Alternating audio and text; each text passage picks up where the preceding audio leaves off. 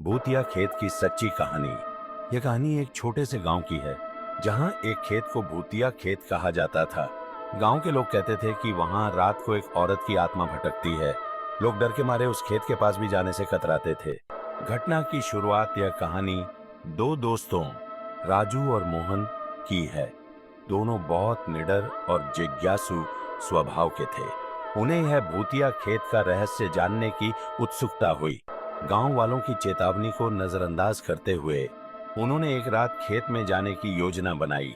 रात का सन्नाटा, आधी रात को राजू और मोहन टॉर्च लेकर खेत में पहुंचे। चारों तरफ सन्नाटा था। हवा में एक अजीब सी ठंडक थी। जैसे ही वे खेत के बीच पहुंचे, अचानक टॉर्च बंद हो गई।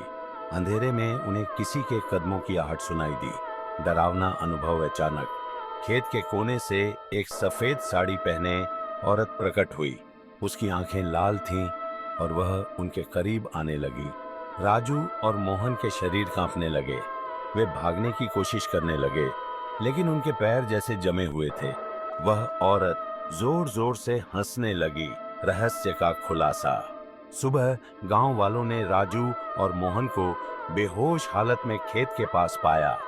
जब उन्हें होश आया तो उन्होंने पूरी घटना बताई। गांव के बुजुर्गों ने कहा कि वह औरत एक विधवा थी जिसकी हत्या खेत में हुई थी। उसकी आत्मा आज भी न्याय की तलाश में भटक रही है। सबके इस घटना के बाद राजू और मोहन ने कभी किसी भूतिया जगह पर जाने की हिम्मत नहीं की।